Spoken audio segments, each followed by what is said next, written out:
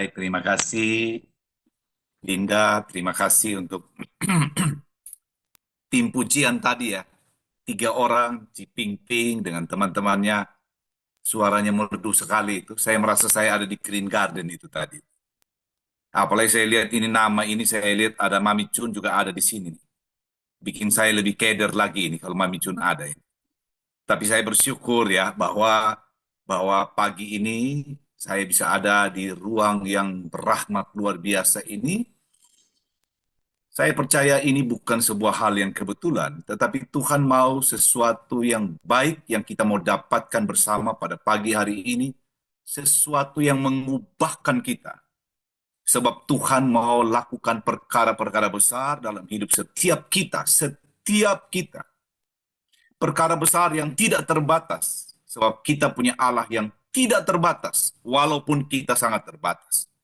Maka kebenaran firman Tuhan itu adalah pintu bagaimana kita membuat sebuah akses supaya kuasa Allah yang tidak terbatas itu bisa turun atas setiap kita supaya kita memiliki hidup dan tidak sekedar hidup tetapi hidup dalam kelimpahan. Yohanes 10 ayat 10. Tapi mari kita berdoa terlebih dahulu sebelum kita mendengarkan firman Tuhan. Demi nama Bapa dan Putra dan Roh Kudus. Amin. Kami bersyukur pada Allah kekuatan kami Tuhan, bahwa pada pagi hari ini kami ada bersama di hadapan-Mu Tuhan. Kami akan belajar kebenaran firman-Mu. Langit dan bumi akan berlalu, tetapi firman Tuhan itu kekal selama-lamanya.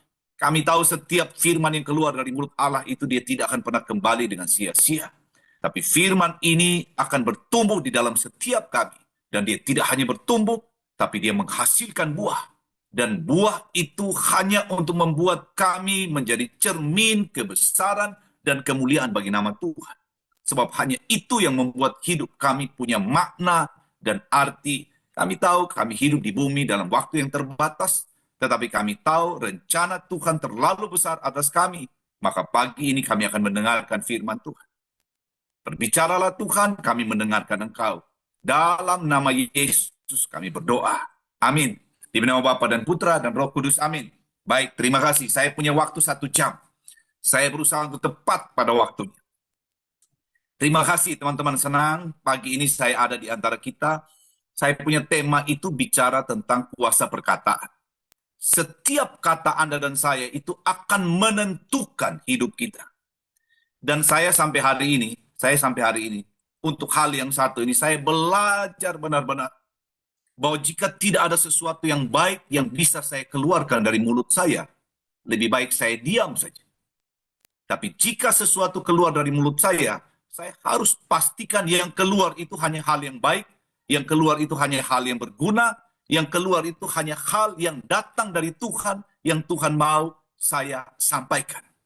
Maka saya minta kita perhatikan baik-baik firman pada pagi hari ini, karena saya merasa ini akan mengubah seluruh hidup kita, seluruh. Dan saya sudah praktekkan ini, dan saya sudah menuai buahnya seperti apa. Sebab apa yang keluar dari mulut kita itu akan mempengaruhi seluruh hidup kita. Entah itu baik, entah itu buruk. Kemarin, tanggal 6 Juli, kemarin hari Minggu, itu hari ulang tahun pernikahan saya dengan istri saya Yun, yang ke-27. Belum terlalu lama, hanya baru sekitar kami 27 tahun pernikahan. Kemudian saya teringat bahwa ini pernikahan kami 27 tahun itu dimulai dari 27 tahun yang lalu. Di depan altar Tuhan. Saya waktu ditanya oleh Romo, bersediakah engkau menerima Yun sebagai istrimu? Dalam keadaan susah maupun senang. Dalam keadaan sehat maupun sakit. Dalam keadaan untung maupun malang. Dan saya dengan tegas berkata, ya, saya bersedia. Satu kalimat saya bersedia. 27 tahun yang lalu. Tapi keputusan saya untuk keluar dari mulut saya bersedia, itu membuat sesuatu sudah hidup, dan itu saya tuai 27 tahun sampai hari ini dengan istri saya yang bernama Yun. Dan saya bersyukur keputusan saya mengucapkan mengucapkan kata, ya saya bersedia. Saya tidak pernah sesali sampai yang tepat yang Tuhan persiapkan. Maka hari-hari ini saya umur 57 tahun, Yun sudah 52 tahun. Dia suka lihat di cermin, dia punya rambut sudah mulai ada putih-putihnya. Saya suka katakan pada dia begini, walaupun rambutmu makin putih seperti perak, tetapi saya punya cinta tetap emas 24 karat tidak kurang. Istri mana yang tidak senang kalau suaminya bicara begitu? Bahkan saya bicara lagi pada dia, kalau Tuhan izinkan saya hidup satu kali lagi, saya tetap akan cari kamu sebagai istri saya. Istri mana tidak senang seperti ini? Tapi saya berani berkata begitu karena 27 tahun kami pernikahan. Saya berani berkata kami hampir tidak pernah ribut satu kali pun. Kenapa? Sebab dia dewasa iman, saya dewasa iman, kami dua jaga setiap kata yang keluar dari mulut itu. Maka kami belum sampai di surga, tetapi surga sudah datang di rumah kami. Saya berharap kita di sini ini, saya tidak tahu sudah berapa tahun pernikahan kita, dan kita juga pernah ucapkan kata-kata itu. Saya bersedia. Dan saya tidak tahu apa yang terjadi, apakah surga itu yang ada sekian puluh tahun pernikahan kita, atau jangan sampai cicipan neraka yang datang. Tapi yang saya mau katakan adalah setiap kata kita itu punya pengaruh yang besar. Amsal 18 ayat 21, firman Tuhan berkata, hidup dan mati dikuasai oleh lidah. Siapa suka menggemakannya, maka dia akan memakan buah. Ini Amsal, firman Tuhan, mengingatkan kita bahwa hidup dan mati dikuasai oleh lidah. Jangan bermain-main dengan apa yang keluar dari mulut kita. Sebab firman Tuhan berkata, setiap kata yang keluar itu seperti sebuah benih atau bibit yang ditaburkan. Kalau Anda dan saya sudah keluarkan kata apapun itu seperti bibit sudah ditanam, tidak bisa ditarik kembali, tidak bisa dibatalkan lagi. Sebab yang ditanam itu pasti akan hidup. Maka tadi firman Tuhan berkata, barang siapa suka menggemakannya, dia pasti akan makan buah. Artinya apa? Karena dia sudah hidup, nanti buahnya itu akan datang. Apakah itu buah yang baik, ataukah itu buah yang tidak baik? Orang harus panen apa yang ditanam. Maka betapa penting kita berhati-hati. Karena bisa saja buah itu kehidupan, tapi sekali lagi bisa juga buah itu kematian. Sebab dari kata-kata yang keluar dari mulut kita, kita bisa menghidupkan diri kita dan orang lain berkali-kali. Atau sebaliknya dari kata-kata yang keluar dari mulut kita, kita bisa mematikan diri kita atau orang lain berkali-kali. Ada banyak orang sudah mematikan pasangannya dengan kata-katanya. Sudah lama sekali dan berkali-kali. Tapi saya tahu juga ada orang-orang yang sudah menghidupkan pasangannya dengan kata-katanya juga berkali-kali. Tinggal kata-kata apa yang keluar. Perhatikan baik-baik teman-teman. Saya ada satu ungkapan yang bagus, dia katakan begini. Kalau engkau kerja keras dan menghasilkan uang banyak untuk dirimu sendiri, dan engkau pakai uang itu untuk bersenang-senang, engkau keliling dunia, engkau naik kapal pesiar, dan engkau posting di media sosial, itu baik. Tapi itu bukan arti kehidupanmu yang sebenarnya. Tapi jika engkau keluar, dan engkau bertemu dengan seseorang yang letih lesu berbeban berat, orang yang sudah hilang pengharapannya, orang yang sudah tidak tahu apa yang dia harus lakukan, karena begitu beratnya tekanan, dan engkau datang dengan kata-kata yang keluar dari mulutmu, itu menghidupkan semangatnya, itu memberi jalan buat dia, itu memberi kekuatan buat dia, dan itu membuat dia tidak jadi menyerah terhadap tekanan hidupnya. Dan kemudian dia mendapatkan sebuah kehidupan baru yang lebih baik, karena kata-kata yang keluar dari mulutmu, maka engkau sebenarnya telah menemukan arti hidup yang sebenarnya. Coba lihat perbedaan. Maka jangan sampai kita hanya sekedar hidup, tetapi sebenarnya kita tidak punya dampak apapun. Sebab kita bisa punya kesempatan untuk menghidupkan banyak orang, termasuk menghidupkan diri kita sendiri. Daud adalah orang yang sangat Tuhan kasihi. Sangat Tuhan kasihi. Mazmur sebagian besar ditulis oleh Daud. Daud itu sangat paham tentang betapa dia harus berhati-hati tentang apa yang keluar dari mulutmu akan engkau petik buahnya. Entah itu baik atau buruk. Maka dalam Mazmur 141 ayat 3, Daud berkata begini dalam doanya. Awasilah mulutku ya Tuhan, berjagalah pada pintu bibirku. Anda bayangkan, Daud ini minta kepada Tuhan. Karena dia tahu kalau Tuhan tidak tolong dia menjaga mulut dan bibirnya, dia bisa celaka dengan kata-kata yang keluar dari mulut. Maka Daud berkata, awasilah mulutku ya Tuhan, dan berjagalah di pintu bibirku. Mengapa kita mesti jaga mulut kita? Saya tadi sudah kasih gambaran beberapa hal di pendahuluan. Tapi mari kita masuk lebih dalam lagi, bahwa ini hal serius sekali. Sebab ini menyangkut hidup atau mati. Saya kemarin lihat waktu perang di Iran dan Israel. Amerika kirim salah satu kapal induk terbesar.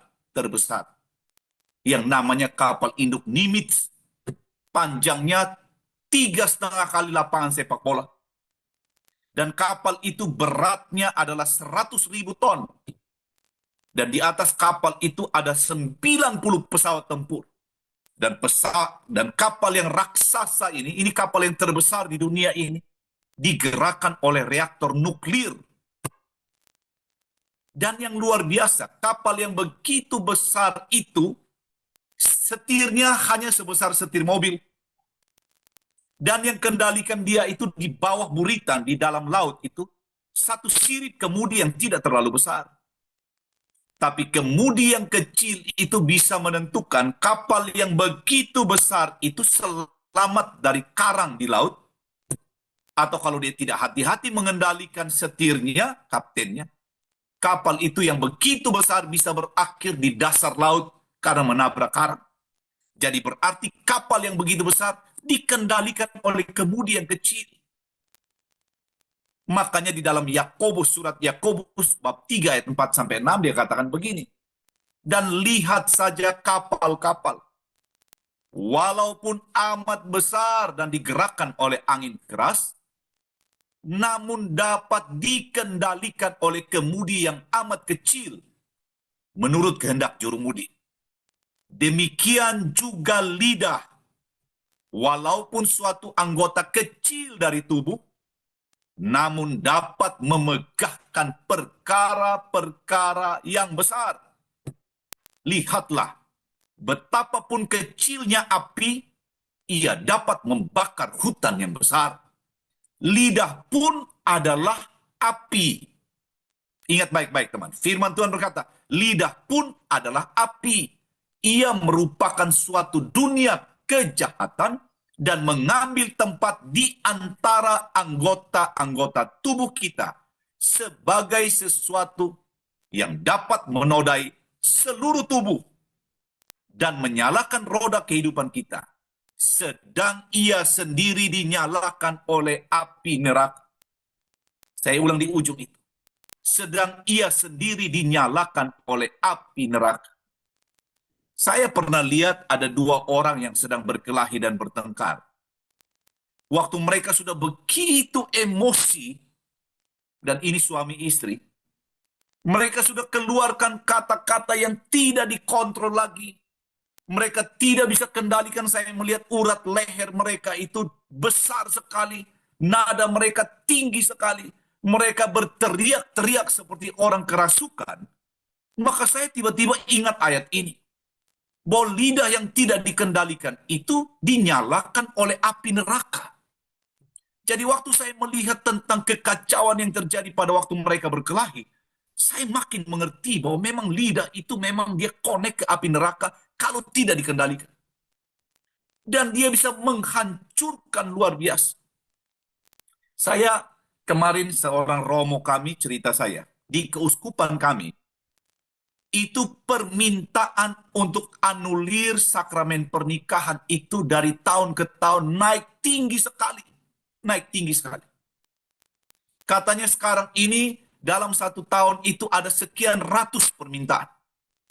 Yang sudah disetujui sedikit, tapi yang baru datang lagi minta persetujuan lebih banyak lagi. Katanya dalam 1 bulan ini sudah 80 pasangan yang minta dibatalkan pernikahan. Dan kalau kita urut, ini semua selalu dimulai dari bagaimana lidah yang tidak dikendalikan. Dan ini semua berhubungan dengan tentang bagaimana api neraka itu sudah nyalakan lidah-lidah itu. Yang korban siapa? Yang korban anak-anak. Makanya kemarin kita lihat kebakaran di California tentang bagaimana rumah para selebriti tingkat dunia di Hollywood dihabiskan oleh api yang dimulai dari satu puntung rokok yang dibuang di semak belukar yang kering. Maka firman Tuhan berkata, api itu kalau kecil, dia bisa menghangatkan air buat kita bikin teh dan kopi. Api dalam skala yang kecil bisa membuat Indomie rebus yang enak dengan telur mata sapi di atas. Tapi kalau api tidak dikendalikan, kebakaran California bisa jadi buktinya. Menghancurkan semuanya. Maka firman Tuhan mengingatkan kita pada pagi hari ini, berhati-hatilah dengan lidah itu yang beratnya cuma mungkin 1,5 ons. Tubuh kita ini mungkin ada yang 70 kilo, 80 kilo, tapi lidah itu cuma ons. Tapi yang ons itu dia bisa membuat hancur seluruh hidup kita. Dan dia tidak hanya menghancurkan kita, tapi dia bisa menghancurkan persahabatan kita. Dia bisa menghancurkan rumah tangga kita. Dan dia bisa menghancurkan hidup orang lain. Bahkan bisa mematikan orang berkali-kali. Pertanyaannya, kalau lidah ini seperti api, pertanyaannya, api apa yang keluar dari mulut kita? Apakah itu api yang menghidupkan? Ataukah itu api yang mematikan? Dan saya katakan ini, kita mesti berhati-hati tentang cara pandang kita, tentang diri kita, termasuk kata-kata yang keluar dari mulut kita tentang kita, tentang kita. Ingat baik-baik. Seringkali tanpa sadar kita bicara banyak hal tentang kita. Kita sebut dengan kata curhat. Curhat. Tapi saya mau ingatkan teman-teman baik-baik. Firman Tuhan berkata begini. Apa yang keluar dari mulut itu meluap dari dalam hati. Perhatikan baik-baik. Setiap kata yang kita keluarkan tentang kita, itu seperti kita sedang membuat sebuah undangan. Kita sedang mendeklarasikan sebuah undangan. Undangan apa? Undangan supaya kalau bisa sesuatu terjadi kepada kita seperti yang kita katakan. Itu seperti sebuah nubuat bagi kita. Maka ingat baik-baik teman, kalau kita tahu bahwa kata-kata kita tentang kita itu seperti sebuah kata-kata yang menjadi undangan, perhatikan baik-baik, jangan sampai kita salah undang. Jangan sampai kita salah undang. Saya kemarin ada ketemu dengan seorang teman. Ini teman, ini begitu dia bicara dengan saya, dia mulai dengan keluh kesah yang tidak ada ujungnya. Dia terus bicara tentang semua kelemahannya, dia terus bicara tentang betapa sialnya dia. Dia bilang orang lain sudah ada tempat, saya tidak ada, saya punya pekerjaan tidak baik, saya punya pasangan tidak baik, saya punya anak-anak tidak perhatikan saya. Dia mengomel dan terus menyampaikan tentang betapa malangnya hidup. Dan dia betul-betul sedang mempraktekkan tentang sebuah hidup yang menjadi korban. Korban. Dan dia pikir bahwa dengan dia bicara semua dia akan lega. Tapi yang dia tidak tahu adalah sebenarnya dia sedang mengundang sesuatu. Dan kalau undangan sudah keluar, Anda tahu orang yang mengeluh, orang yang selalu bersungut-sungut itu 100% dia sedang berkata, Tuhan itu tidak baik rancangannya buat dia. Tuhan itu tidak peduli dengan dia. Tuhan itu tidak tahu ada di mana. Jadi sebenarnya orang yang mulutnya selalu bicara negatif tentang keadaannya, ini sebenarnya orang yang sebenarnya tidak percaya tentang Tuhan itu mengasihi dia. Dia tidak percaya. Sebab dia selalu melihat dari sudut pandang dia. Dan itu turun ke hatinya. Dan kemudian dia keluarkan dengan mulutnya. Dan yang dia lupa, itu undangan. Dan Anda tahu sebenarnya kalau undangan ini keluar, kalau Anda baca firman Tuhan berkata, iblis itu seperti singa yang berjalan keliling seseorang, mencari celah, baru dia bisa masuk. Tapi saya mau kasih ingat kita, iblis tidak pernah jalan bawa linggis untuk membongkar pintu rumah kita. Tidak pernah. Dia cuma jalan keliling. Dia tunggu celah. Dia tunggu undangan yang datang dari kita. Jika dia tahu yang keluar itu adalah keluhan, maka dia tahu pintu sudah dibukakan buat dia.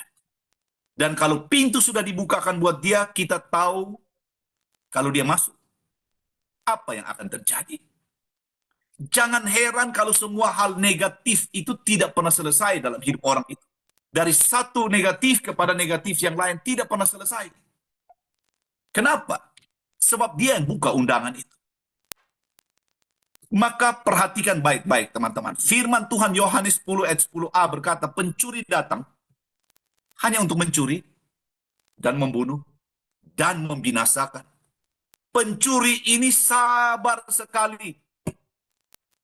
Dia mencoba hanya mempengaruhi cara pandang kita. Supaya keluar kata-kata negatif dari kita. Dan dia tangkap itu sebagai celah undangan buat dia. Dan kalau dia masuk, dia pasti akan hancurkan semua. Tapi sebaliknya, coba perhatikan ini teman-teman. Kalau kita mengerti tentang bahayanya kata-kata, maka kemudian kita putuskan begini.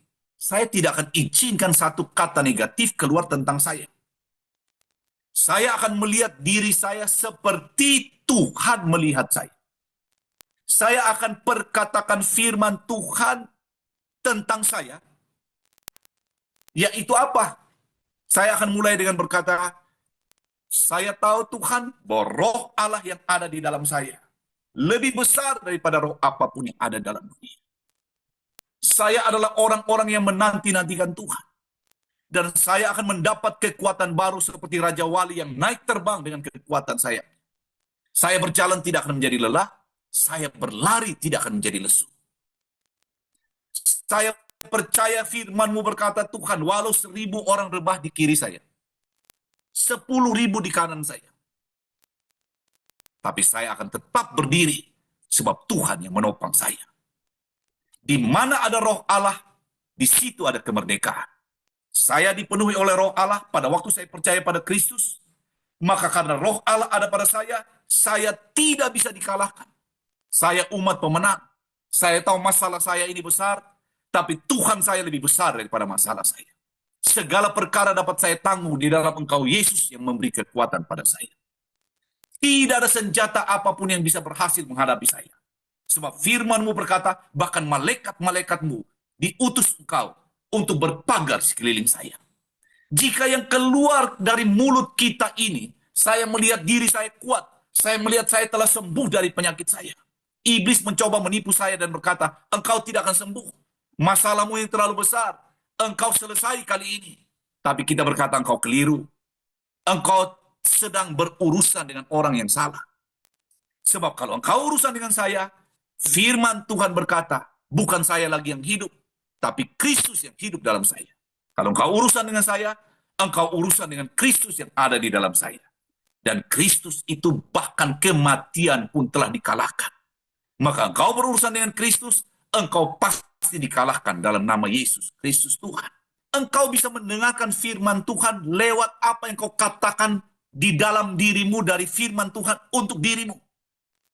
Kalau engkau sering-sering perkatakan firman Tuhan terus-menerus itu, firman Tuhan itu akan masuk, dan yang pertama yang datang yang menjadi undangan, yang tadi saya katakan, engkau keluarkan kata-kata yang penuh firman. Ini seperti engkau sedang menyebarkan undangan. Dan tahukah engkau, kalau yang engkau tebarkan adalah undangan kebenaran firman Tuhan, yang datang pertama itu adalah imanmu bertumbuh luar biasa. Ingat baik-baik. Sebab tadi firman Tuhan, Roma 10 ayat 17, firman Kristus. Dan kalau Anda tahu efeknya apa? Markus 11 ayat 23. Kata Yesus, aku berkata kepadamu, sesungguhnya barang siapa berkata kepada gunung ini, beranjaklah dan tercampaklah ke dalam laut, asal tidak bimbang hatinya, tetapi percaya bahwa apa yang dikatakannya itu akan terjadi, maka hal itu akan terjadi kepadanya. Apa yang Yesus mau katakan?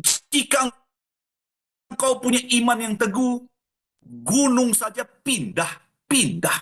Apalagi masalahmu. Masalahmu akan menjadi begitu kecil pada waktu engkau punya iman yang teguh luar biasa. Maka ingat ini teman-teman. Jika engkau kesulitan dengan masalahmu saat ini, saya tidak tahu masalahmu apa. Jika engkau kesulitan dengan masalahmu saat ini, bahkan engkau merasa masalah kecil saja itu sudah membuat seperti duniamu mau kiamat, ingat ini. Masalah kecil saja sudah membuat engkau kehilangan damai sejahtera dan sukacita. Saya mau kasih tahu kita, ingat baik-baik.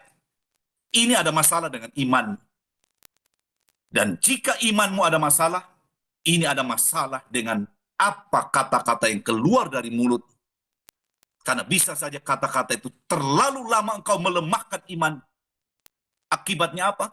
Akibatnya imanmu tidak bertumbuh. Akibatnya apa? Bahkan masalah kecil saja engkau sudah jungkir balik seperti dunia mau kiamat. Engkau bisa marah-marah, engkau bisa emosi, padahal masalahnya kecil sekali. Kecil sekali. Bahkan anjing peliharaanmu yang tidak tahu apapun bisa kena tendang karena bosnya lagi stres luar biasa. Hanya masalah kecil. Akarnya ada di mana? Seringkali dalam hidup, teman-teman ingat baik-baik. Itu bukan badai masalah yang terlalu besar sebenarnya. Tapi perahu iman kita itu yang terlalu lemah untuk menghadapi. Sehingga badai itu sebenarnya hanya angin sepoi-sepoi saja. Angin yang lemah saja. Tapi perahu kita sudah cukup untuk tenggelam karena tidak mampu untuk bertahan. Maka masalah bukan ada di badainya. Masalah ada di kekuatan iman. Jika engkau punya iman yang teguh karena perkataan firman yang keluar dari mulutmu, yang kau dengarkan dengan telinga, yang membuat imanmu menjadi teguh seperti batu karang. Badai kategori F4 tornado pun tidak mampu mencabut engkau. Maka engkau akan dianggap sebagai orang-orang yang Tuhan bisa percaya untuk mempercayakan hal-hal besar di dalam hidup. Tapi jika engkau badai kecil tumbang, firman Tuhan berkata, barang siapa bisa dipercaya hal kecil, dia akan dipercaya hal besar. Kalau engkau untuk urusan kecil saja tidak mampu mengendalikan mulutmu dan imanmu, bagaimana hal besar Tuhan mau percayakan bagi engkau? Engkau tidak bisa bicara negatif, lalu berharap punya hidup yang positif. Ingat baik-baik. Engkau tidak bisa terus ceritakan kekalahan hidupmu, lalu berharap engkau akan ada kemenangan yang datang bagi engkau. Sumber air kotor tidak bisa hasilkan air bersih. Sebaliknya, sumber air bersih tidak bisa hasilkan air kotor. Ada begitu banyak orang bertahun-tahun terus meracuni diri, pikiran, dan semua masa depannya dengan perkataan yang negatif tentang dirinya. Dia terus menyalahkan dirinya. Dia terus membanding-bandingkan dirinya dan orang lain. Dan dia suka membandingkan pasangan hidupnya dengan orang lain. Dia tidak percaya diri. Dia merasa semua dia tidak mampu. Dia tidak cantik, dia kurang cantik, dia punya badan kurang bagus, dia tidak bertalenta, tidak ada orang yang peduli dengan dia, dia hidup paling malang di dunia. Anda harus hentikan ini. Kalau tidak, dia akan meracuni engkau seumur hidup. Dan ingat baik-baik tentang undangan itu.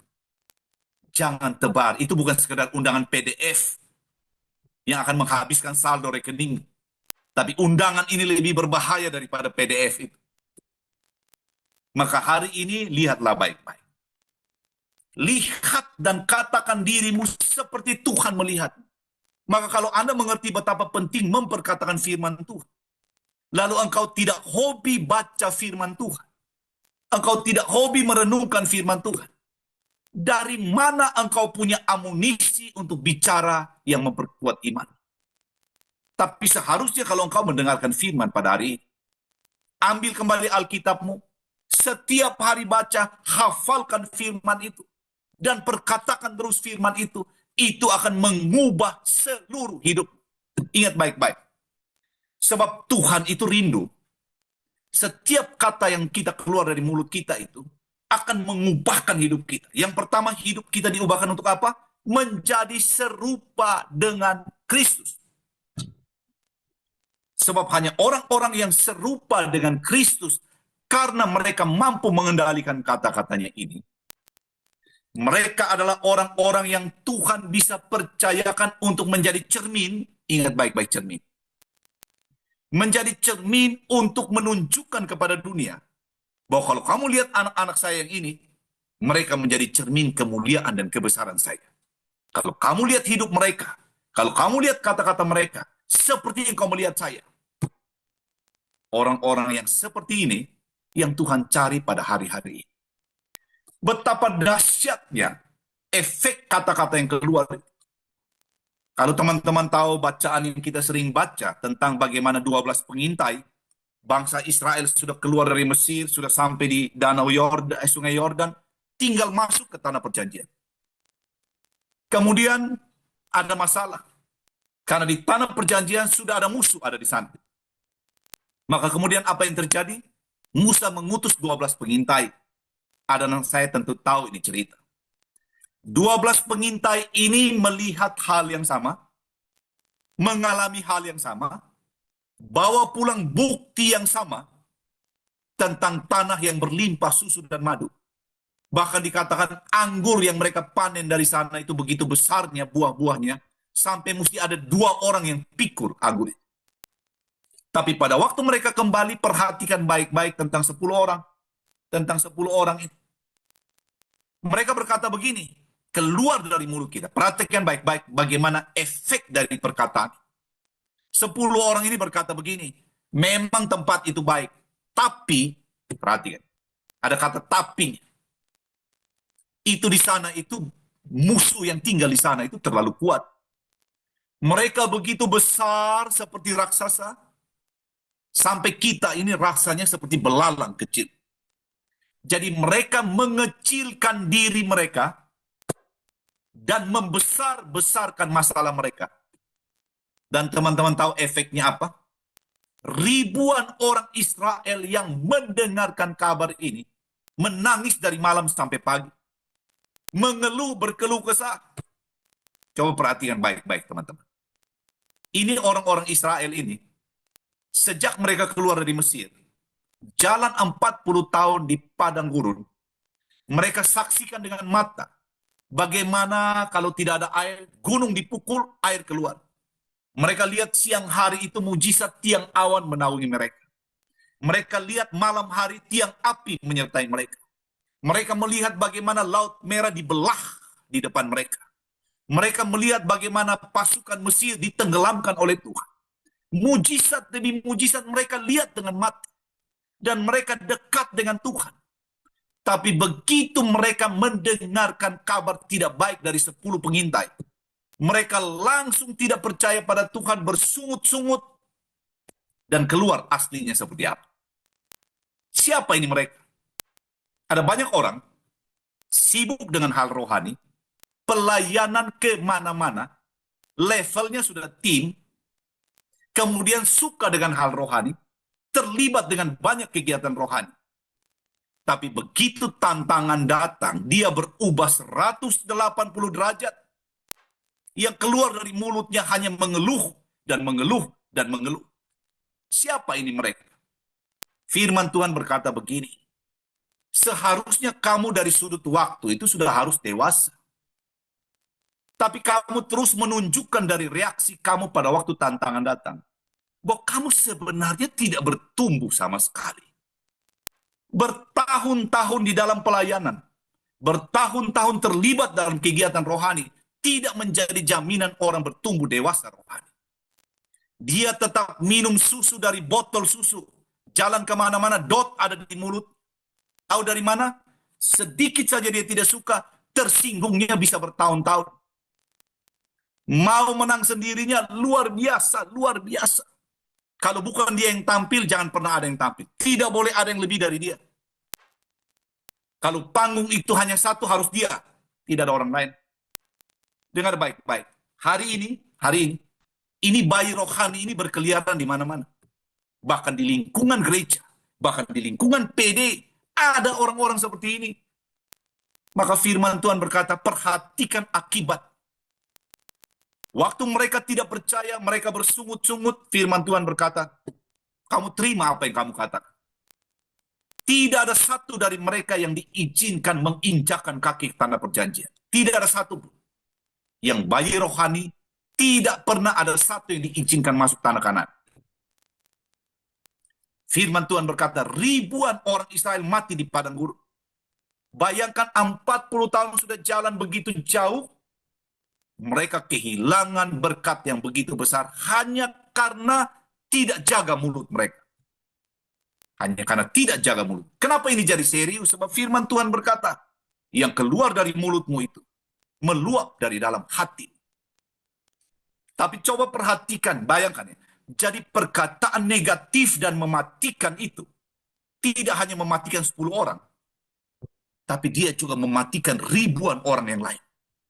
Lihat ya, dia seperti virus. Maka tadi saya katakan, jika suami tidak jaga mulutnya, dia bisa matikan istri dan anaknya berkali-kali dalam hidup. Sebaliknya, istri juga yang tidak bisa jaga mulutnya, dia sudah mematikan suami dan anak-anaknya berkali-kali. Dan entah siapa yang mematikan siapa. Ini sama seperti di atas kapal, semua tenggelam. Tidak ada yang selamat. Maka hari ini perhatikan baik-baik. Coba lihat dua orang, Yosua dan Kaleb. Mereka lihat hal yang sama. Mereka lihat musuh yang sama. Mereka tahu musuh itu besar. Tapi perhatikan kata-kata Yosua dan Kaleb. Mereka berkata begini. Musuh itu memang besar. Apa artinya? Mereka tidak mengingkari realitas yang ada. Mereka berkata, kita tidak menyangkal bahwa musuh itu besar. Ada. Tapi ingat, jangan berhenti di situ. Mereka berkata begini, sekalipun musuh itu besar, Allah kita jauh lebih besar daripada musuh itu. Maka bersama Allah kita pasti kalahkan mereka. Orang-orang yang sungguh-sungguh lidahnya itu dijaga. Mereka bisa bicara realitas. Saya memang sakit. Tapi kamu nanti lihat bagaimana Tuhan intervensi dalam hidup saya. Bagaimana Tuhan menyembuhkan saya. Bagaimana Tuhan memulihkan saya. Bagaimana Tuhan menunjukkan saya. Bahwa kemenangan itu adalah milik engkau. Asal engkau jangan bimbang, jangan ragu. Orang-orang yang sungguh-sungguh dewasa, yang menjaga mulutnya itu, iblis tidak mendapat kesempatan untuk memasukkan dustanya. Kenapa?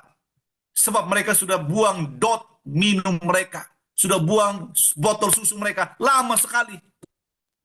Yang lain masih jalan kemana-mana, gantung di pinggang. Bisa 3 botol susu. Dengar baik-baik. Hari ini, saya tahu teman-teman yang di Zoom ini, Anda bukan bayi rohani. Tuhan perlu kita untuk menunjukkan bahwa kemenangan itu tidak pernah didapatkan secara mudah. Tapi tidak mudah bukan berarti tidak bisa. Kuncinya ada di mana? Jangan pernah anggap remeh kekuatan iman kita. Tapi iman kita tergantung dari apa yang masuk ke dalam telinga kita. Yang keluar dari mulut kita, kata-kata. Ada orang begini, Pak Yanto, saya sering kali sudah coba kendalikan lidah saya. Tapi saya susah sekali kendalikan. Apa yang terjadi? Kenapa saya gagal terus mengendalikan mulut ini, lidah ini? Lukas 6 ayat 45 berkata begini. Orang yang baik mengeluarkan barang yang baik dari perbendaharaan hatinya yang baik. Dan orang yang jahat mengeluarkan barang yang jahat dari perbendaharaan yang jahat. Karena yang diucapkan mulutnya meluap dari dalam hati.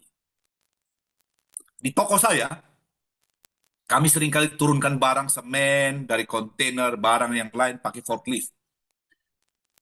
Alat ini, kalau asapnya sudah hitam sekali, dan saya panggil montir, montir itu berkata begini, Pak Yanto, kalau alat ini sampai asapnya sudah hitam model begini, saya jamin ring seher dalam mesinnya sudah patah dan sudah hancur. Belum buka dia sudah tahu. Taunya dari mana? Tahu dari asap yang keluar. Dia berkata begini, tidak mungkin ring seher yang baik, lalu kendaraan ini menghasilkan asap yang hitam, itu tidak mungkin. Ring seher yang baik, asapnya pasti putih normal. Tapi ring seher yang rusak, asapnya harus hitam. Tidak mungkin hasilkan asap putih. Apa artinya? Amsal 4 ayat 23 berkata begini, jagalah hatimu dengan segala kewaspadaan, karena dari situlah terpancar kehidupan. Apa artinya? Kalau Anda dan saya mau kendalikan mulut ini dengan gampang, pastikan hati kita itu dijaga dengan baik-baik. Ingat baik-baik. Pastikan Roh Kudus mendapat tempat terhormat di dalam diri kita. Dan pastikan tuntunan Roh Kudus itu kita taat dan kita diubahkan dari hari ke hari. Kalau Anda dan saya tahu ada Roh Kudus dalam kita, tapi engkau tetap tidak mau berubah, engkau tetap punya asap yang hitam. Tidak akan pernah datang asap yang putih. Jadi ada hubungan antara menguasai lidah dengan apa yang ada di hati kita. Sebab orang yang baik, orang yang dipenuhi oleh Roh Kudus, orang yang hidupnya diubahkan serupa Kristus, tidak mungkin mengeluarkan kata-kata yang tidak baik. Baik untuk dirinya sendiri, apalagi untuk orang lain. Orang yang diubahkan serupa Kristus, siapa saja yang bertemu dengan dia, yang hampir mati pasti hidup. Yang sumbu sudah pudar nyalanya dan hampir padam, pasti dapat minyak yang baru. Orang yang letih lesu ketemu dia pulang basi sorak-sorai. Jangan sampai orang yang hampir mati ketemu kita dan dia mati betul-betul. Kenapa? Kata-kata kita mematikan dia betul-betul. Hari ini firman Tuhan berkata, hidup dan mati dikuasai oleh lidah. Barang siapa suka menggemakannya, dia akan memakan buah. Sekarang Anda bayangkan begini. Kalau engkau adalah istri yang takut Tuhan, hidup dipenuhi oleh Roh Kudus, dan engkau diubahkan terus tiap hari serupa dengan Kristus. Lalu engkau kendalikan kata-katamu. Yang engkau kendalikan itu menghidupkan. Yang kata-katamu itu menghidupkan suamimu, memberi semangat kepadanya, memberi support kepadanya, memberikan kekuatan pada anak-anakmu, memberikan ketenangan kepada mereka, memberikan penghiburan pada mereka. Lalu sebaliknya, suamimu juga sama seperti itu. Kata-kata yang dijaga baik-baik, selalu memberi istri pengharapan, selalu dia berkata, mama jangan takut, kalau papa masih ada, mama akan aman. Kalau suami juga penuh dengan kata-kata yang betul-betul menghidupkan, saya percaya rumah ini adalah sepotong surga yang jatuh ke bumi. Tapi sebaliknya, kalau suami tidak bisa jaga mulut, suami tetap minum dot sampai tua, sampai rambut putih. Yang istri juga bayi rohani non-stop, hanya hal dunia saja yang ada di otak. Maka jangan heran itu nanti yang keluar dari mulut mereka itu. Saya tadi katakan, itu miniatur api neraka. Maka tiba-tiba kemudian keluar kata magic, kita cerai. Datang dari mana? Cuman datang dari lidah yang tidak dikendalikan. Saya melihat begitu banyak keluarga kehilangan damai, kehilangan masa depan. Uang mereka banyak. Tapi mereka tidak menemukan kehidupan yang seperti Tuhan katakan. Apa itu? Sebuah kehidupan yang menjadi contoh bagi keluarga yang lain. Bahwa di dalam keluarga ini ada suasana surga di sana. Ada Yesus yang berkuasa di sana. Dan keluarga ini menjadi berkat bagi banyak keluarga yang lain. Kemana mereka pergi, orang senang mendengarkan mereka. Kenapa? Mulut mereka itu menjadi sumber mata air yang tidak pernah habis-habis. Kenapa? Di dalam diri mereka melimpah dengan firman Tuhan. Makanya tidak kebetulan Mami Cu selalu berkata apa? Cinta firman Tuhan. Cinta firman Tuhan. Tidak ada jalan lain.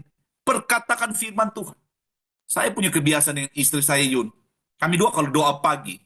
Selesai kami doa bersama, kami doa mulai deklarasi iman. Kami perkatakan semua firman Tuhan untuk diri kami.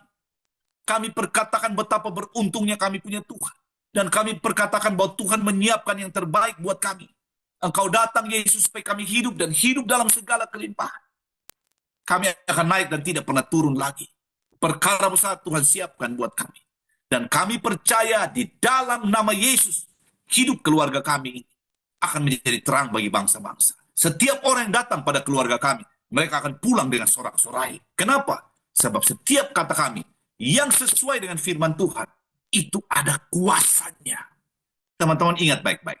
Kalau Anda dan saya jaga baik-baik kemurnian kata-kata ini, engkau bicara apa terjadi.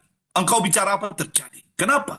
Sebab Tuhan sepenuhnya membuka akses dari surga untuk menopang setiap kata yang keluar dari mulut. Engkau mengusir setan, setan pergi. Engkau memberkati orang, orang diberkati luar biasa. Engkau berdoa kesembuhan, orang itu mengalami kesembuhan. Kenapa? Kata-katamu itu ada kuasa. Kenapa? Sebab kata-katamu telah engkau jaga kekudusannya bertahun-tahun. Maka akhirnya, setiap kata yang keluar dari mulutmu tidak pernah tidak dikendalikan. Tapi karena sumber airnya itu bersih, hati yang bersih, hati yang baik, penuh dengan Roh Kudus, maka jangan heran yang keluar itu selalu air yang bersih, jernih, dan menghidupkan di mana-mana. Dijauhkan dari kita. Kemana kita pergi, kita selalu mematikan di sana. Kemana kita pergi, mulut kita mematikan. Mulut kita melukai orang.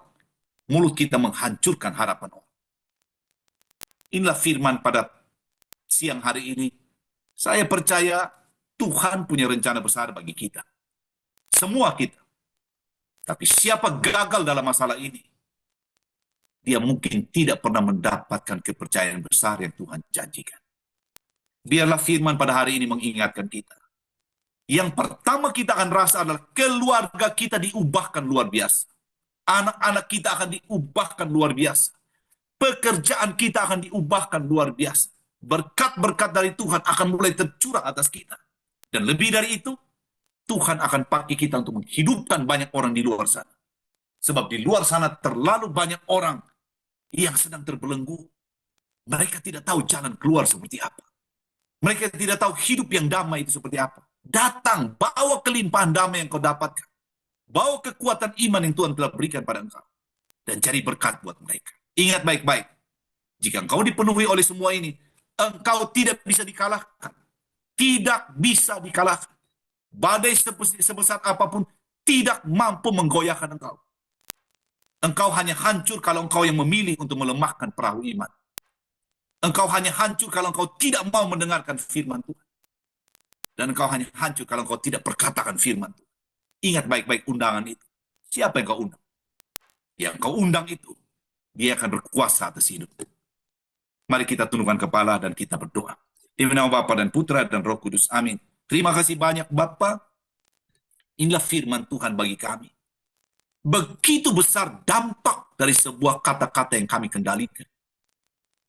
Kami rindu Tuhan, bahwa setiap kata yang keluar dari mulut kami itu karena Engkau menyertainya. Dan kata-kata itu akan membebaskan, kata-kata itu akan memerdekakan orang, dan kata-kata itu akan mempermuliakan nama Tuhan. Dan kami percaya hidup kami tidak pernah akan sama lagi. Dan kami tidak bisa dikalahkan dalam nama Yesus Kristus Tuhan. Terima kasih banyak Bapak. Ini doa kami. Dalam nama Yesus kami berdoa. Mengucap syukur. Amin. Di nama Bapa dan Putra dan Roh Kudus. Amin. Tuhan memberkati kita. Shalom. Ya, terima kasih Bapak Ibu Saudara-saudari yang terkasih di Zoom. Jangan keluar dulu dari Zoom. Oke, sekarang kita akan buka pertanyaan ya. Ini udah ada beberapa pertanyaan nih Ko Yanto nih ya. Dari Wijanarka, Jakarta. Bagaimana aplikasi dalam kehidupan sehari-hari? Banyak orang sudah sering baca firman Tuhan, ikut komunitas dan pergi ke gereja tiap minggu tetapi masih keluar kata-kata negatif karena efek lingkungan dalam pekerjaan. Nah, gimana aplikasinya? Saya kasih ilustrasi begini ya.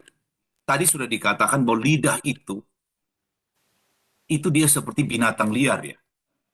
Dia binatang liar. dikendalikan itu tidak bisa dalam 1 hari, 2 hari.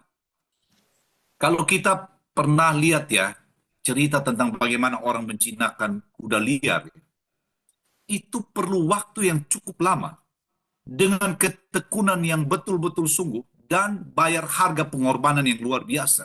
Sampai akhirnya kuda itu bisa dikendalikan. Itu binatang. Lidah ini dibutuhkan latihan yang betul-betul serius. Karena begini, kita tidak mungkin bisa keluar mulut ini bicara kalau otak ini tidak pikir. Ingat itu, ya. Jadi kita mesti mikir dulu, baru keluar dalam bentuk kata-kata. Seharusnya, kalau kita betul-betul bertumbuh dengan firman Tuhan, maka pikiran kita itu seperti firman Tuhan katakan, pikirkanlah perkara-perkara yang di atas, di mana Kristus ada, duduk di sebelah kanan Bapa. Artinya apa? Pikirkan pikiran-pikiran yang mulia, pikiran yang baik, pikiran yang sedap didengar.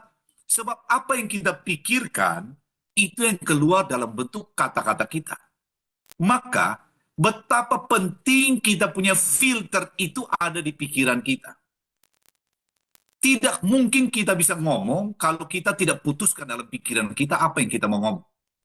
Tidak ada orang yang berkata saya tidak sadar tiba-tiba kata-kata ini keluar. Tidak ada, tidak ada. Jadi artinya kalau Pak Wijanarka berkata bagaimana aplikasinya, siapa bisa kendalikan pikirannya, dia bisa kendalikan kata-kata. Artinya begini, jika di dalam pikiran kita tahu bahwa kata-kata ini kalau saya sampaikan, saya kasih contoh. Bayangkan kalau saya dengan istri saya, begitu ya. Kemudian saya lihat dia badannya terlalu gemuk. Sekarang bayangkan di dalam otak saya ini berpikir, kalau saya bicara, kenapa kamu tidak sekurus si A misalnya, atau sekurus si B? Kira-kira itu melukai dia atau tidak? Pasti melukai.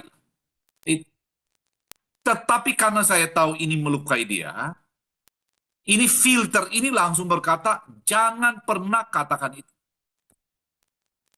Maka saya akan membuat lidah saya ini tidak akan bicara hal itu. Jadi artinya, siapa bisa menguasai pikirannya, siapa bisa mengendalikan kata-kata yang mulai dari apa yang dia pikirkan, tidak ada satu kata-kata yang bisa keluar begitu saja. Jadi artinya, kalau saya mau katakan, kendali kuda liar itu perlu waktu. Latihan mengendalikan kata-kata, apalagi untuk orang-orang yang punya tai lalat di bibir, yang dalam tanda kutip agak cerewet, itu perlu latihan keras sekali. Tetapi ingat baik-baik, orang cerewet bukan berarti kemudian dia jadi pendiam. Tapi dia bisa tetap cerewet, tapi yang dia cerewet itu bicara berhikmat semua. Itu. Jadi kalau saya sebut ya, yang dibutuhkan itu hanya latihan. Coba taruh filter kecil di dalam pikiran kita. Apakah kata-kata saya ini berguna atau tidak? Apakah kata-kata saya yang saya mau keluarkan ini membangun orang lain atau tidak? Apakah kata-kata saya ini menyenangkan hati Tuhan atau tidak? Apakah kata-kata saya ini memberkati dia atau tidak? Jika filter beberapa pertanyaan ini tidak lolos, lebih baik kita diam. Sebab firman Tuhan berkata begini, dalam Amsal, kata-kata yang diucapkan tepat pada waktunya, itu seperti apel emas di pinggan perak. Itu. Jadi artinya, kalau kita mulai berhati-hati bahwa kalau saya bicara ini menguatkan dia, kalau saya bicara ini memberi solusi buat dia, kalau saya bicara ini menghibur dia, kalau saya bicara ini menguatkan dia, saya jamin kemana saja kita pergi, kita belum datang, orang lihat kita dan berkata duduk di sini saja. Saya di sini dengan istri saya, kalau kami pergi ke acara, apakah itu ada kedukaan atau apa, kita datang ke kerumunan orang. Orang akan berkata, Pak Yanto duduk di sini saja, Pak Yanto duduk di sini saja. Kenapa? Sebab saya belajar untuk kalau saya bicara, orang pasti dikuatkan. Saya bicara, orang pasti mendapat penghiburan. Kalau saya bicara kebenaran yang menghidupkan. Dan jika ini menjadi kebiasaan dalam hidup, maka kita akan melihat efek yang besar. Jadi jawabannya adalah kendalikan dulu filter di otak, di pikiran kita sebelum keluar di mulut. Jika dia tidak lolos di dalam pikiran, stop. Tapi sekali lagi, ini dibutuhkan latihan. latihan. Tapi saya percaya karena ini menyenangkan hati Tuhan, Tuhan akan tolong. Bukan kekuatan kita. Hikmat surgawi Tuhan tanam. Ya. Dan ingat baik-baik, ada satu istilah bagus dia katakan begini. Seseorang tidak bisa memberikan sesuatu yang dia tidak punya. Jadi kalau kita malas baca firman, kalau kita tidak pernah merenungkan firman Tuhan lebih dalam, tidak punya jam Alkitab yang tinggi, lalu Roh Kudus mau ingatkan kita apa di pikiran kita untuk kita sampaikan pada orang. Seseorang tidak bisa memberikan apa yang dia tidak miliki. Maka investasi jumlah kebenaran firman Tuhan harus lebih banyak lagi masuk. Maka kita seperti supermarket itu. Kamu perlu apa ada, kamu perlu apa ada. Sebab yang datang itu semua kebenaran firman Tuhan. Ya, terima kasih kira-kira begitu. Bagaimana dengan kata-kata negatif yang sudah telanjur keluar dari mulut kita? Bagaimana cara memutuskan kutuk atau kuasa negatifnya? Itu yang saya tadi katakan ya. Setiap kata kita itu seperti sebuah benih ya. Dan kalau dia sudah keluar, dia tidak akan kembali lagi. Dan dia akan hidup. Tadi teman kita Stefani berkata, apakah itu menjadi kutuk ya? Saya cuma mau katakan begini ya. Setiap tanaman itu ada masa hidupnya. Ya. Buah pun itu kalau dia berbuah pun setelah dia berbuah kemudian dia mati. Mesti tanam baru lagi, baru dia berbuah lagi. Saya pakai istilah begini ya. Kita anggap saja kata-kata kita itu seperti kita tanam benih padi di petak sawah. Hari ini, begitu kita mendengar kebenaran firman Tuhan tentang hati-hati dengan setiap kata, maka mulai hari ini kita putuskan. Benih yang kita akan taburkan di ladang sawah hidup kita ini mulai hari ini, kita akan tanam benih yang baik. Benih kebenaran firman Tuhan, benih yang menguatkan, benih yang memberi penghiburan. Tapi ingat baik-baik teman-teman. Bukankah kita punya petak sawah yang lama, yang dulu pernah kita tanam? Ingat baik-baik. Yang sudah pernah kita tanam itu, kita harus panen sampai selesai. Tapi dengar baik-baik teman-teman. Tapi kan setelah dia selesai, minimal kita sudah tanam yang baru hari ini, untuk panen di masa depan, itu sudah benih yang baru. Maka buah yang kita akan panen semua buah yang baru. Jadi kalau yang lalu itu memang kita harus panen, tidak usah kita tolak dalam nama Yesus. Itu namanya konsekuensi. Apa yang kamu tanam, itu yang kamu tuai. Tapi ada kabar baik. Namanya panen lama karena kita tidak tanam dengan bibit yang lama lagi. Nanti dia akan selesai panen itu. Jadi kalau sekarang kita masih panen yang kurang baik karena hasil panen yang tanam yang dulu, tidak usah khawatir. Nanti dia akan habis dengan sendirinya. Tapi pastikan benih yang sekarang kita tanam ke depan itu benih yang baru. Sehingga satu waktu panen yang lama ini makin sedikit, dan panen yang baru sudah mulai keluar hasilnya. Sehingga ada satu titik di mana semua panen kita itu hanya panen yang baru. Tidak ada panen yang lama lagi. Tapi ingat, kalau kita terus campur ini bibit yang baru, ini ada bibit yang tidak baik, bibit yang baik, sebentar tidak baik, jangan heran kalau kita akan panen juga bercampur semua. Maka kalau kita mengerti ini, kalau saya pribadi, yang tadi saya katakan filter saya taruh di pikiran saya. Apakah benih ini yang saya mau tanam ini baik atau tidak? Kalau dia tidak baik, stop. Saya tidak mau mencemarkan panen baru saya dengan benih yang lama, benih yang tidak baik. Dan saya tahu kalau teman-teman ketat tentang ini, satu waktu nanti kita ngomong apa saja, semua orang mendengarkan kita. Semua mendengarkan kita. Kenapa? Sebab waktu mereka mendengarkan kita, mereka seperti mendengarkan Tuhan yang bicara. Kenapa? Lidah mulut kita ini sudah full dijaga oleh Roh Kudus. Dan yang keluar ini akan selalu begitu memberkati orang, begitu menguatkan. Ya, jadi jangan khawatir tentang yang sudah terlanjur dikeluarkan, ya. Tidak apa-apa. Itu apa yang kita tanam, kita panen. Tapi ingat baik-baik, dia akan selesai.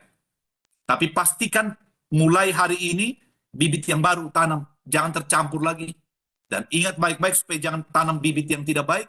Filter itu, apakah ini berguna? Apakah ini menguatkan orang? Apakah ini menyenangkan hati Tuhan? Apakah ini tidak menunjukkan kesombongan saya? Jika itu tidak lolos di screening, stop. Firman Tuhan berkata, lebih baik kamu diam daripada kamu bicara, tapi bicaramu menanam benih yang tidak baik. Ya, terima kasih. Oh, jadi tetap ya harus berani ya terima panen yang dulu kita tanam yang nggak baik, tapi kita mulai tanam yang baik ya. Oke, ini ada lagi satu pertanyaan. Koyanto, saya udah baca firman, sudah mengimani, tapi kondisi tidak berubah-berubah. Bagaimana cara jaga hati? Ini dari Ian. Ya, jadi saya mau ingatkan teman-teman ya, di dalam diri kita itu, hati kita itu di dalam, jadi begini, hati kita itu, sebenarnya firman Tuhan berkata manusia itu terdiri dari tubuh, jiwa, dan roh ya. Jadi sebenarnya hati kita itu sangat dipengaruhi oleh jiwa kita. Jadi berarti apa yang terjadi pada jiwa kita itu sangat mempengaruhi hati kita. Dan saya mau kasih tahu teman-teman begini ya. Waktu kita lahir dari orang tua kita mewarisi genetik mereka dalam bentuk-bentuk fisik. Bentuk muka, tinggi badan, warna rambut, ya, itu kita warisi dari orang tua. Tapi kita tidak hanya mewarisi sifat fisik mereka, ciri-ciri fisik. Kita juga mewarisi sesuatu yang berbahaya yang disebut dengan dosa asal. Ingat baik-baik teman. Setiap orang yang lahir di bumi ini termasuk paus, uskup, pastor punya itu. Yang namanya sifat dosa asal. Kodrat dosa. Itu sudah ada. Dan ingat baik-baik, ini kodrat ini sudah tertanam dalam kita. Dan kodrat ini selalu mau yang negatif. Ya, ingat baik-baik. Pikiran negatif, kata-kata negatif, keinginan negatif, itu semua ada serinya di sana. Dan ingat baik-baik, ini semua ini ada dia punya sutradara di luar. Yang saya sebut dengan iblis seperti singa yang berjalan keliling itu. Jadi iblis tidak perlu membongkar diri kita. Dia bisa remote kita dari luar. Kalau agentnya di dalam kita itu terus kita kasih makan. Apa itu yang kita kasih makan? Kedagingan kita. Maka tadi kalau ditanyakan, kenapa kita sulit menjaga hati? Sebab kita tidak menjaga supaya ini hati kita ini betul-betul hanya mendapat makanan dari satu sisi yang lain. Tapi ingat, saya mau katakan dulu begini. Kalau kita tidak betul-betul hidup menurut firman Tuhan, maka kedagingan kita tetap yang pegang kendali. Ya. Bisa dilihat dari mana? Yang tadi kita sebut, kata-katanya, perbuatannya, sifatnya, karakternya, dan lain-lain. Dan selama orang ini terus dikendalikan oleh kedagingannya, maka 100% si jahat itu akan bermain di pikirannya, bermain di perasaannya, dan kemudian hatinya itu kemudian jadi liar dan tidak bisa dikendalikan. Supaya hati bisa dikendalikan, kita harus off-kan agent yang dosa asal yang tadi, kedagingan.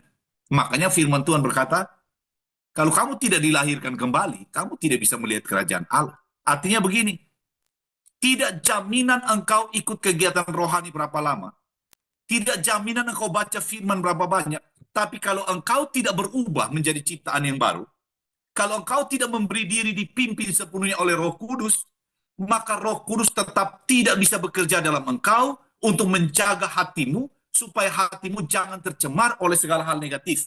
Ingat itu. Sebab saya sudah melihat terlalu banyak orang tidak berubah. Itu. Karena mereka tetap menjaga eksistensi kedagingan mereka. Mereka tetap sombong, mereka tetap angkuh, mereka tetap mau tampil, mereka tetap cari panggung. Ya. Dan orang-orang seperti ini, itu yang saya sebut tadi. Si jahat selalu punya frekuensi untuk remote mereka dari luar. Dan akibatnya pikiran mereka akan kacau, hati mereka akan kacau, perasaan mereka akan kacau, dan kehendak mereka juga akan kacau. Tapi pada waktu kita berkata, saya mau diubahkan serupa Kristus. Saya mau hidup taat pada firman Tuhan. Saya mau tinggalkan segala kedagingan dan segala hawa nafsu. Maka kemudian kita mulai berubah. Pikiran kita berubah, perasaan kita berubah, keinginan kita berubah. Kalau ini yang terjadi, Roh Kudus mendapatkan agen di dalam kita. Untuk apa? lewat agen itu Roh Kudus bisa menguasai seluruh hati kita. Agen itu namanya hidup baru dalam roh. Makanya kenapa 100% orang yang tidak bisa kendalikan hatinya, 100% dia tidak dikuasai oleh Roh Kudus. Tapi supaya bisa dikuasai oleh Roh Kudus, orang harus mau berubah. Mau berubah. Dan bagaimana cara kita berubah? Belajar firman Tuhan. Firman Tuhan berkata, kalau kamu tidak menyangkal dirimu dan pikul salibmu, engkau tidak layak bagiku. Apakah gampang berubah untuk bisa mampu pikul salib dan sangkal diri? Ini perang besar. Ya. Tetapi kita tidak punya pilihan yang lain. Kalau mau kita bisa kuasai hati kita, satu-satunya jalan berubah. Berapapun mahal harga yang harus dibayar. Berubah. Mungkin lewat perubahan itu kita akan pikul salib luar biasa, sangkal diri luar biasa. Tapi bukankah kita tidak punya pilihan? Kalau mau kuasai hati. Tapi jika kita berkata terlalu berat ini Tuhan, saya menikmati hidup dunia saya, maka seumur hidup kita tidak mampu kendalikan kita punya hati.